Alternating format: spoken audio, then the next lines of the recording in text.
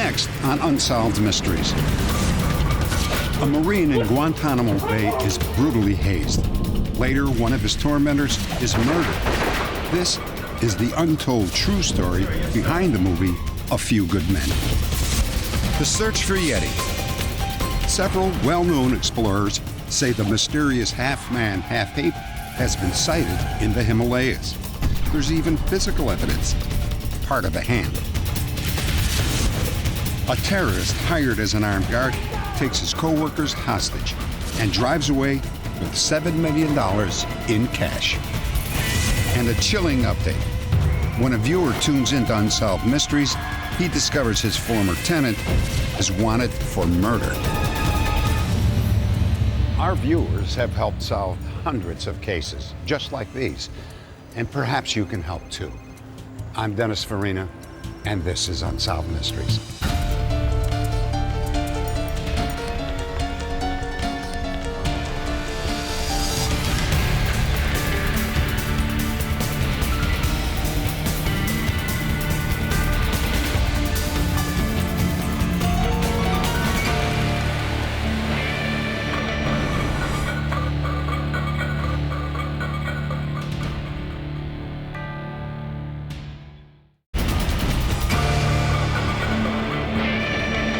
Audiences all over the world lined up to see Tom Cruise and Jack Nicholson in the hit movie A Few Good Men.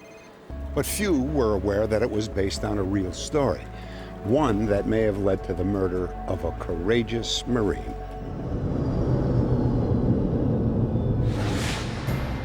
David Cox joined the Marine Corps straight out of high school. Being one of the proud and the few was all that he ever wanted.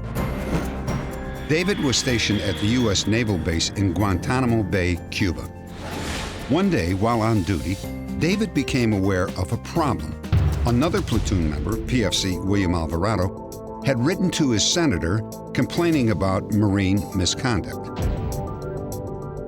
We didn't actually decide to have a code red for Alvarado on our own.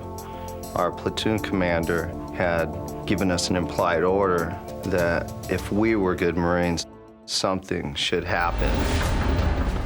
Saturday night, we went into Alvarado's room. What the hell's going on here? We blindfolded him and gagged him, and then dragged him off of his bed. Dave started shaving his head, and within 5 minutes, he had stopped struggling. He's not breathing. Get the gas. David Cox convinced his platoon to stop the hazing. Oh, she's back up, stop it. So we removed the gag, and he still didn't come around. He was still unconscious. So at that point, we started to panic. Everybody else, get to your room. Alvarado was rushed to the hospital. He recovered, but his 10 attackers were brought up on charges, including David Cox. Relax, Cox. Sir, yes, sir. Don McCary was appointed to defend David. They're gonna charge you with attempted murder. They got a confession from you, and they got a pretty beat-up Marine. Doesn't look too good. Sir, I was just following orders, sir. I told David that this was a defense, obedience to orders, that had not been successful at Nuremberg, had not been successful with Lieutenant Calley at My Lai, and plus we had a colonel denying he ever gave an order. David claimed the code red started with implied orders from his superior officers. You want to risk 20 years in the brig? So we had the additional burden of now saying he was following an implied order. And it was a very difficult case to win, and I told David that. He decided he wanted to fight it because he believed in his heart that he didn't do anything wrong. At his trial, David was convicted of simple assault. He was sentenced to time already served in the brig. He then completed his duty and received an honorable discharge. Then he returned to civilian life in his hometown near Boston. Years later, A Few Good Men was released. David felt that the filmmakers had stolen his story. The most realistic points in the movie. Other than that, there was David's reaction was that he was stunned. I mean, for one, It was this movie company that was making millions of money off of his story. And if it weren't for him, the story never would have existed in the first place. David and some of the other Marines involved in the Code Red sued the movie production company. While they waited for a ruling, David spoke out about his case on radio talk shows. Today, David was living with his girlfriend, Elaine. He was hoping his temporary job with UPS would become permanent. Dave was very enthusiastic about getting on board with them. I think it was something where he felt that he could have a full-time, steady occupation. The night before he was supposed to get the good news, his back was giving him trouble, and he spent the night on the couch. I hope UPS calls. Have a good day. Elaine left at about 8:30 a.m. and then called home at about noon. Love ya. David didn't answer, but there was a message for him on the machine. Hi, message for David Cox. This is Jim at UPS. Got some good news for you. Give me a call. Thank you. So I was really excited. I was like, oh, cool, Dave's going to get this job and he's going to be so excited. And then I called back again at 1 o'clock to check the messages, and that message was still there, and the UPS guy had called again, too. David? At 5:30 p.m., Elaine returned home. David?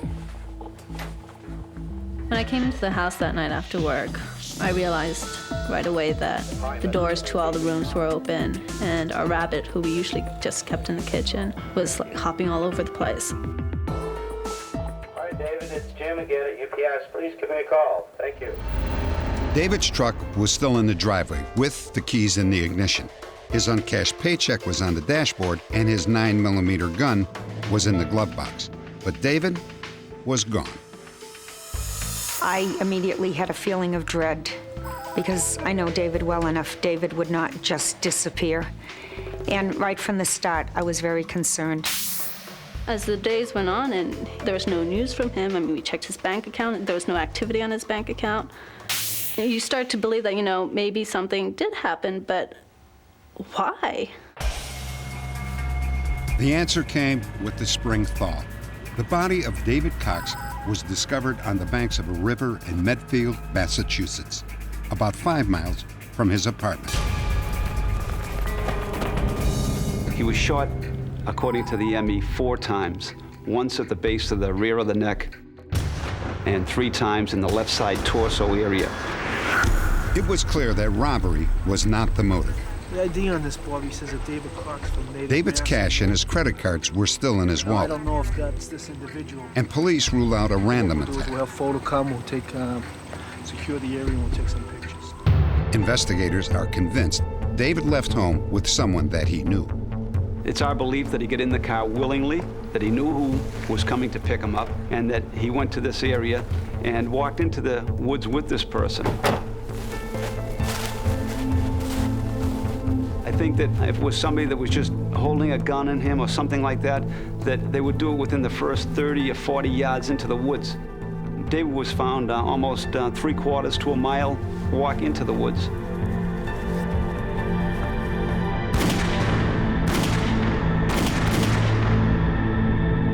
I don't know why David was killed. I personally believe it had something to do with the military. He was taken out of his house without signs of struggle. He was wearing his Marine Corps jacket, which he never wore.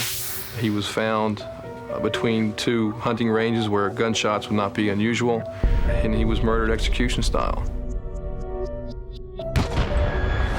Now, there is a movie opening tonight called A Few Good Men. After the release of A Few Good Men, David was quite vocal about his story and the U.S. activities in Cuba. David's family believes he may have talked too much. The colonel had implied to us to discipline a certain Marine. After I heard that interview on the radio, I spoke to him and I said, I don't like what you're doing. I think what you're doing is dangerous. And I think he felt too free to just speak his mind. This guy there, he's a supervisor. David's brother had a different theory, suggesting another possible scenario. He thought that perhaps the murder was connected to David's job at UPS. Stealing. Yeah, they're stealing. A couple of months before Dave disappeared, he had mentioned to me that he had come upon a supervisor and one of the drivers involved in some type of activity, what he believed to be was theft. At this point, the investigation's still open. It'll remain open until we solve it. We'll follow any leads that come through vigorously and remain to do that until it is solved. If you have any information about the murder of David Cox, please log on to our website at unsolved.com. Next, evidence that the legendary creature called Yeti really exists.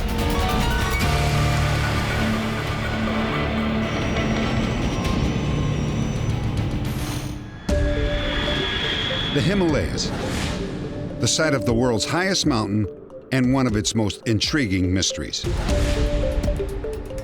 For centuries, the Sherpa people, native to the Himalayas, have told frightening tales of a strange, half-man, half-ape called the Yeti. To the Sherpas, Yeti has always been very real and very much alive. Some Western explorers agree. They have found convincing evidence that the Sherpas may be right. Several expeditions have uncovered mystifying stories of strange human-like creatures who live in the Himalayas. In 1951, Eric Shipton, a world-famous mountaineer, came across a curious set of tracks. This was the first clear evidence that the Yeti might, in fact, be real. The photograph of the Shipton footprint is a very big piece of evidence because it showed toes, individual toes. It showed a squat, square footprint, which a lot of the other expeditions had found, but not had good photographic equipment with them. The footprint was 13 inches long and 8 inches wide. It didn't look like it was made by a man or an ape.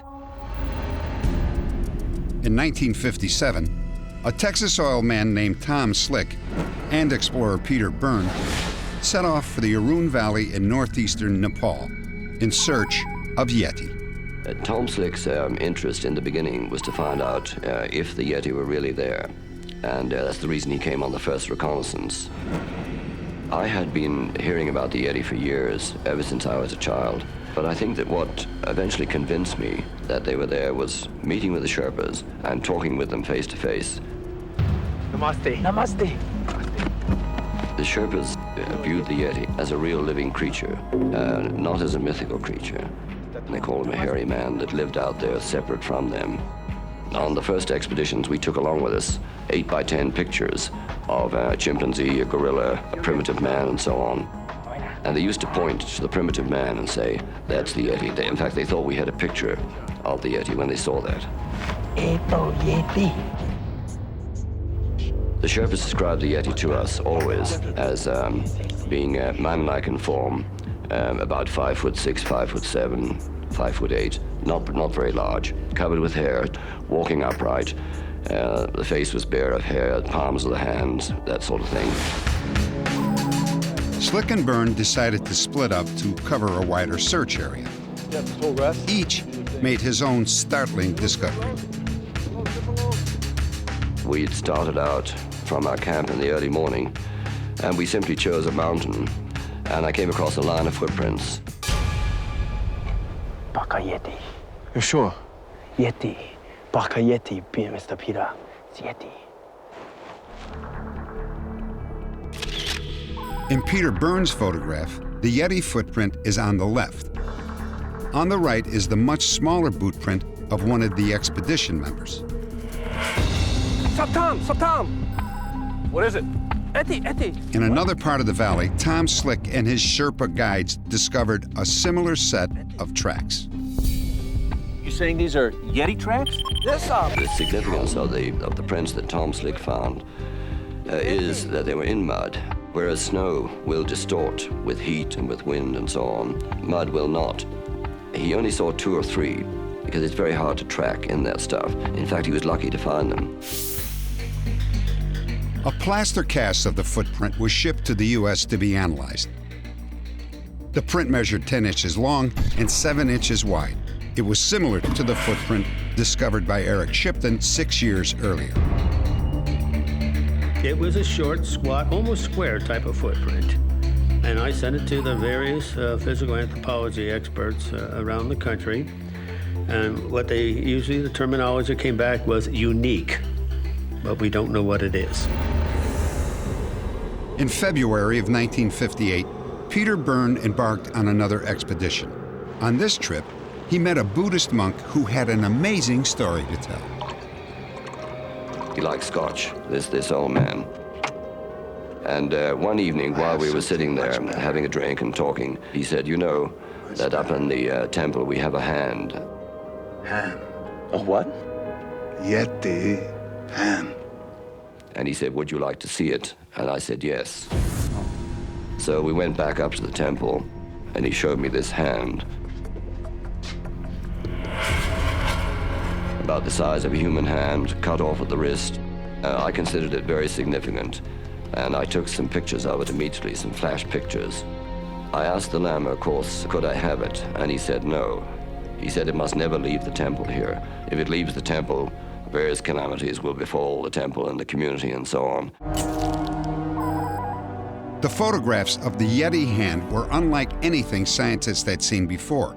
Was it human, or was it ape, or was it an entirely new species? They needed the actual hand, or at least a piece of it, to find out. The next year, Peter Byrne returned to the monastery with another bottle of scotch for the monk and an outrageous plan. I cut the finger off and I replaced it with the human finger. It took quite a long time to wire the whole thing together, put it back in the box, and nobody ever knew anything about it.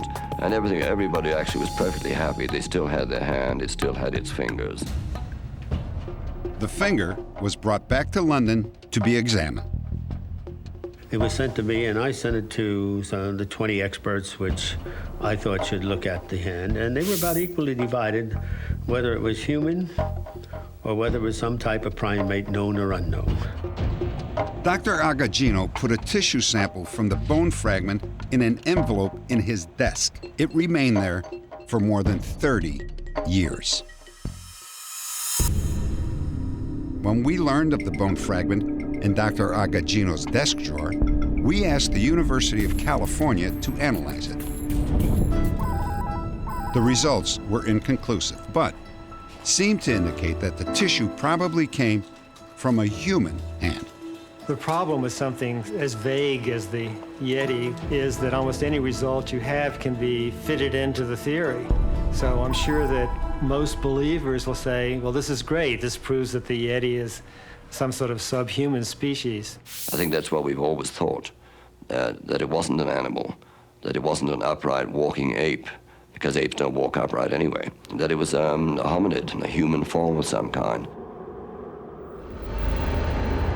Meanwhile, the sightings of Yeti continued. I had made camp at 16,500 feet when out of the darkness a very loud, piercing call began that sounded like nothing I'd ever heard before. It moved around, it circled our campsite, it would get closer, it would get farther away, it would call intermittently, and the call was always very loud and very piercing and very frightening. I was on a distance of 10 meters, so it was my impression it's bigger than me. It was quite hairy and strong, with short legs. The body was quite dark. Dark brown, black hairs, long hairs. And he has quite a lot of hairs on the head. I have to leave it open that I do not know what the abominable snowman is, but I feel there is a very good chance, probably 50-50, that something resembling the thing they're looking for does exist. Perhaps these mountains are home to an elusive half-human species. Or perhaps Yeti is just a myth after all. Either way, we must remember that a new species is discovered almost every year. You never know. Yeti may still surprise us. Coming up, when her home is invaded by intruders, a young girl is stricken by amnesia.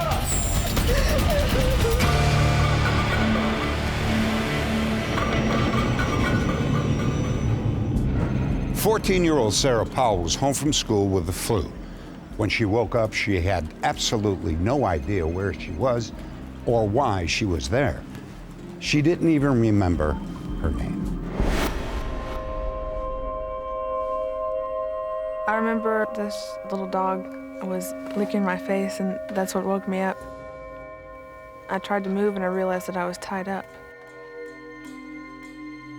I had no recollection of who I was or why I was tied up. I tried to remember things, but as soon as I started asking myself who I was and what I was doing there, it upset me more. I grabbed the phone cord with my teeth and pulled it off the bed, and that knocked the phone off the hook. And then I thought, who am I gonna call? I don't know anybody. I don't even know where I'm at. And then I looked down and I saw that there was a redial button. Hello? I need some help. The girl reached the local post office. One of the employees was a woman named Deborah Powell. They had a child on the phone. The child said that everything in the room was pink and there were teddy bears everywhere. And I knew at that point that there was no doubt in my mind it was Sarah. Sarah was Deborah's 14-year-old daughter. She had stayed home sick from school that day. What's going on? Is she all right? We don't know. We haven't gotten into the house yet. Sarah! When we went into the house and I saw it was ransacked, I knew she was in big trouble. I was scared. I was frightened. I didn't know what I was going to find. Ma'am. Sarah? Don't hurt me! Sarah, honey, it's Mommy. What's wrong, honey? It's Mommy. Don't hurt me. I didn't know what to think, what to do. The more I tried to go toward her and help her, she began to panic. It's all right, Sarah. I'm a policeman. Just let me get you out of this. My first impression was she was a teenager that was up to something and probably did not want her parents to find out what had happened that day.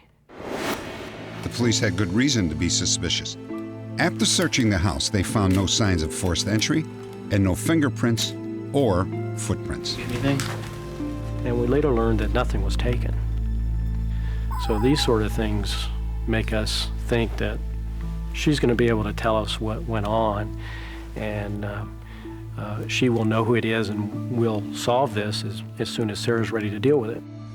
Sarah, did you get yourself into some trouble here? Is that why you're afraid to say anything to me? I can't remember anything that happened. I just know that I woke up all tied up. I could tell that they thought I was holding something back. I was trying as hard as I could. They would show me pictures and ask me if I remembered my parents, and I couldn't remember anything.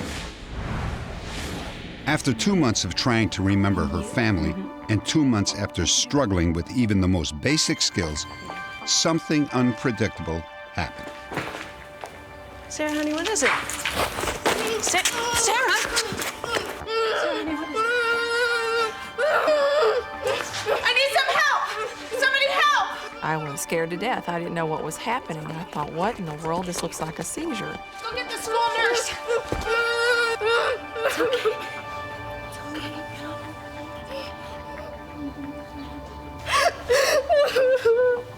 I didn't let them in. And I remember thinking, maybe this is the memory coming back, but I couldn't be sure. I didn't let them in. The memories had returned in a terrifying rush. I remembered walking up the stairs when I heard a loud noise. So I started running up the stairs and I heard a second loud boom. And that's when I saw people trying to break in the window. I saw the phone sitting on my bed, so I just dove onto my bed and called my mom at work.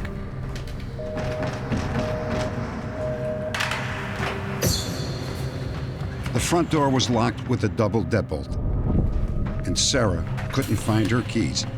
Then, suddenly, everything was quiet. I started sneaking up the stairs and stood up slowly, and I looked in my room, and nobody was there.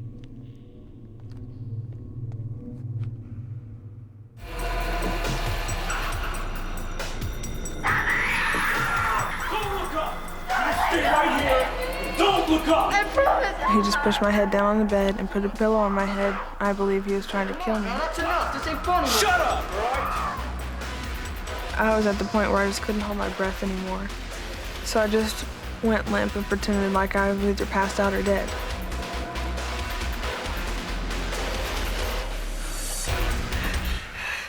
You just had to get a look, didn't you?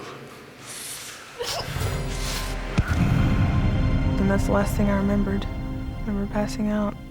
And that's what I remembered in my first seizure. And I thought that was all at the time, but it turned out that it wasn't. Over subsequent seizures, Sarah began to recall the rest of the story.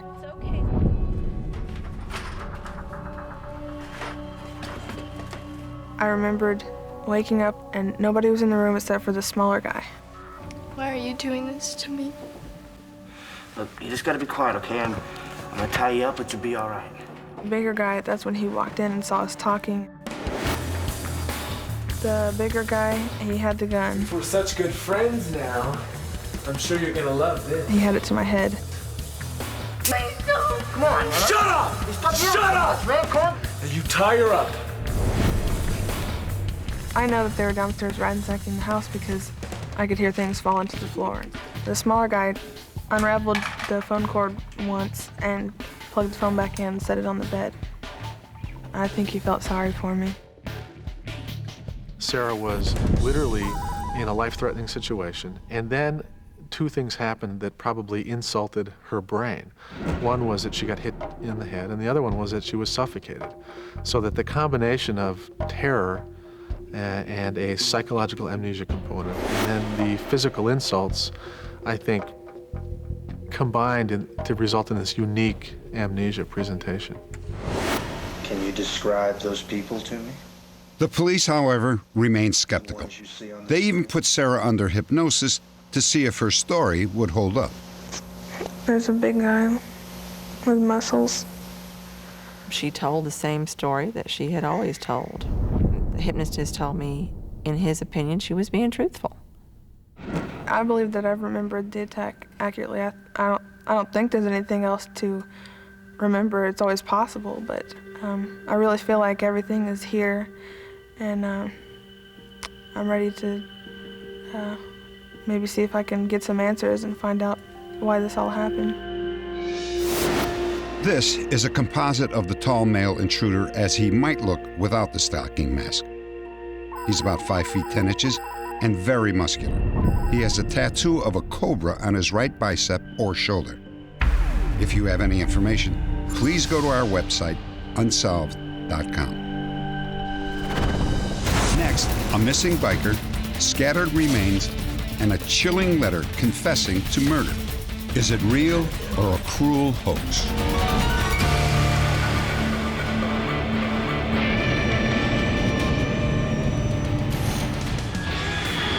Burbank, California. Tom Roche and Barbara Rondo love nothing more than to hit the road on their Harley-Davidson. After 15 years together, cycling was a passion that they shared.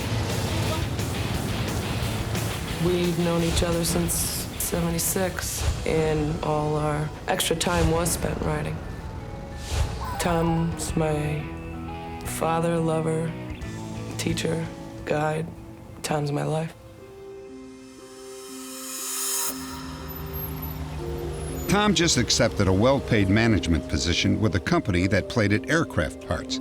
3 days before Tom was to start his new job, he drove Barbara to work, and then they made plans to meet for lunch. Okay, don't be late. But Tom never showed up for lunch. And when Barbara got home, she still had not heard from him. Tom? She was surprised to find the front door was unlocked. Tom?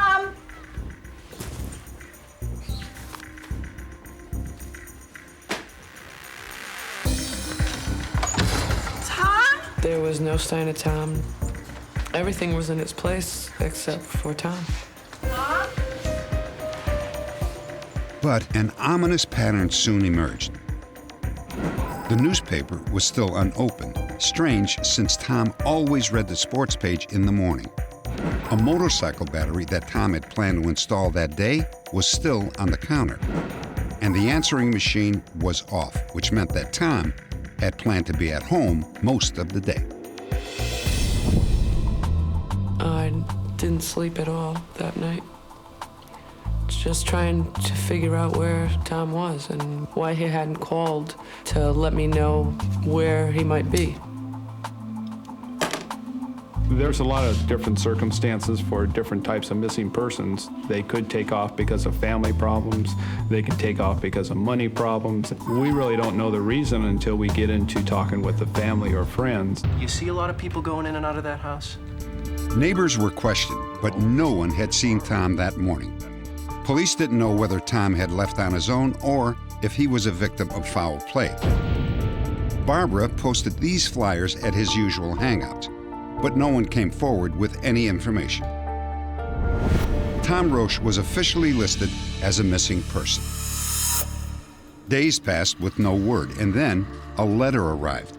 It was addressed to the family of Tom Roche. It contained Tom's driver's license and the earring he had been wearing the day he disappeared. The letter also contained this bizarre confession. You don't know me, and hopefully never will, but I am the one who killed Tom Roche.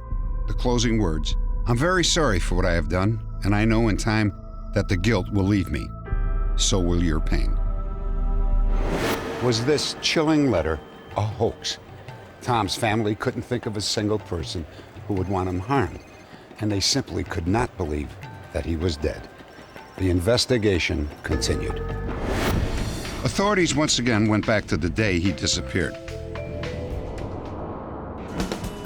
On that day, Tom made 2 deposits at his bank at approximately 8:20 a.m. But he did not withdraw any money, indicating he had no plans to leave town. Tom was next seen by a neighbor. He was talking with an unidentified white male at about 9:30 a.m. If the letter is not a hoax, then police believe that this man may have been Tom's killer. We contacted one witness who told us that she had seen Thomas that morning with another subject standing by a pickup truck looking into the bed of the pickup truck.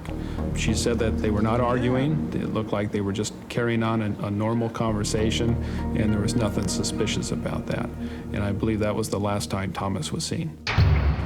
Okay, started for sports. However, a statement from one eyewitness suggested the letter might be a hoax. $159.95. An employee at a motorcycle parts store was convinced Tom came in one day after his family received the letter saying that Tom was killed. He acted a little strange in the sense that he didn't joke around with me. We would always joke around about what kind of motorcycle he rode and about it, or leaking oil and stuff, you know. So, I mean, I knew Tom well enough to know Saturday that it was Tom that came in. Authorities believe Andy Marcella did see Tom Roche, but suspect that he is mistaken about the date. With no new leads, the case became inactive. Placer County, 500 miles north of Burbank. Authorities were called to investigate weathered bone fragments and personal effects that were found on a remote hillside. Motorcycle emblems on the clothing link the items to Tom Roche. A duffel bag, flashlight, hunting knife, 2 pairs of prescription eyeglasses, an empty prescription medicine bottle, and several shirts. Tom seemed to have been packed and ready for the road. Barbara Randall recognized all the shirts and a pair of eyeglasses as Tom's. I do feel that what they found is Tom, but there's that hope that he is still out there somewhere, and that in fact I will find him. Update. DNA tests have confirmed that the remains found in Placer County are those of Tom Roche, and that he died of a gunshot wound. The exact circumstances of his death, as well as the identity of the letter writer, are still a mystery. Burbank police cannot reveal additional details. However, they continue to work on this case. If you have any information regarding the death of Tom Roche, please log on to our website at unsolved.com. Next, a man wanted for murdering his girlfriend is captured, thanks to you.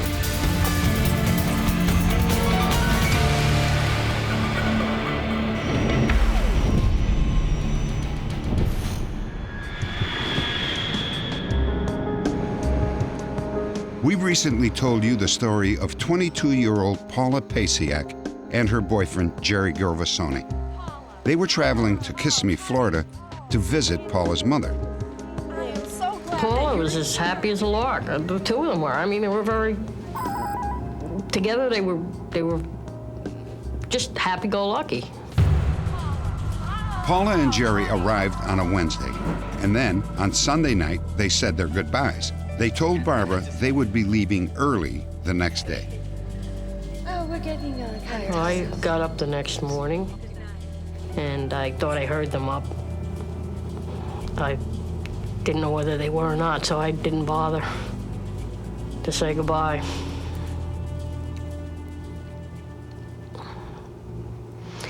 Maybe if I had, things would have been different. Days later, Barbara noticed an odd odor in the house. She checked her bedroom. Hidden under the bed, wrapped in a bamboo curtain, was her daughter's body. Paula Pasiak had been strangled to death and left under the bed for nearly a week. The prime suspect was Jerry Gervasoni, but by then he disappeared. Gervasoni avoided being captured for more than 7 years. Update. British Columbia, Canada. When our program aired in Canada, Jerry Gervasoni's former landlord recognized him and called authorities. He was living under the assumed name Gordon McIntyre. Several days later, Gervasoni was arrested in the small community of Salt Springs Island. I come home and sit down to dinner about 9:30, quarter to 10, and flip on the TV, and there was this black and white photo of Gordon McIntyre. Once in custody, the suspect still insisted that he was Gordon McIntyre, but fingerprints soon confirmed that he was, in fact, Jerry Gervasoni. At the local airport, Gervasoni tried to avoid photographers as he was hustled on to a waiting plane. He was returned to the United States and convicted of second-degree murder. He served 6 years of a 17-year sentence.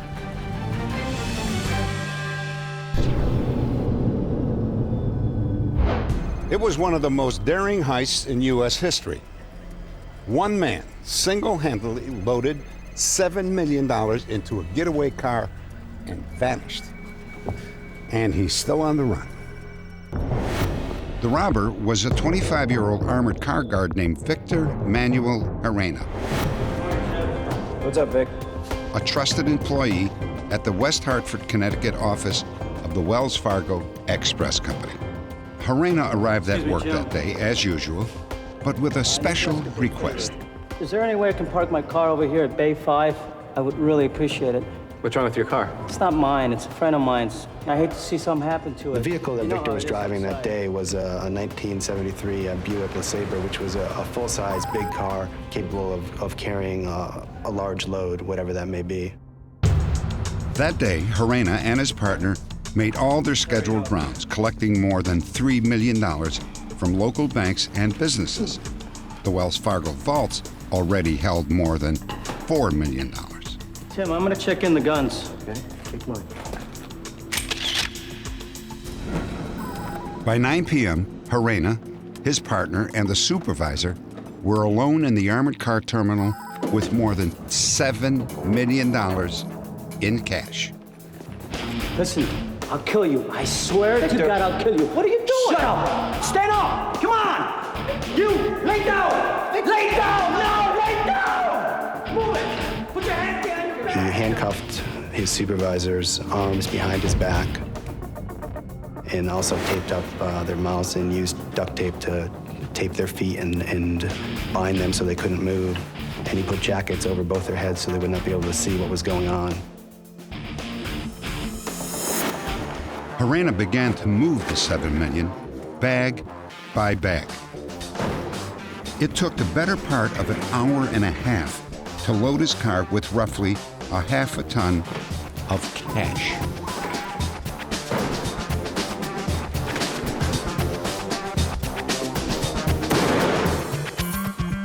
After the car was loaded, we believe that he sent a signal to someone on the outside that was helping him. He honked the horn and opened the bay door to the terminal. It's believed that at that point, someone else came into the terminal and drove his car out of the terminal with the money inside the car. Gerena left the building without harming the guards. They soon worked themselves free, and they called the police.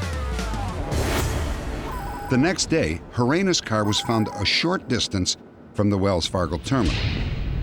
Victor Gerena vanished, along with the $7 million. Investigators soon learned that Victor Gerena was a member of a Puerto Rican terrorist group called Los Machateros. They were fighting for the independence of Puerto Rico from the United States. This is an underground video created by Los Machateros. Flush with millions from the robbery, the terror group purchased a surface-to-air missile. It was launched at the FBI headquarters in San Juan, Puerto Rico. Little damage was done, and some of Gerena's co-conspirators were quickly arrested. Victor Gerena escaped again. He is now on the FBI's 10 most wanted list. The reward for his capture is $1 million. Victor Manuel Gerena has brown hair, striking green eyes, and when last seen, weighed about 165 pounds. He stands 5 feet 6 inches tall. Recent leads put Gerena in Cuba, but investigators believe he could now be back in the United States. Victor Gerena should be considered armed and very dangerous. If you have any information about Victor Gerena or any of the other cases profiled tonight, log on to our website at unsolved.com.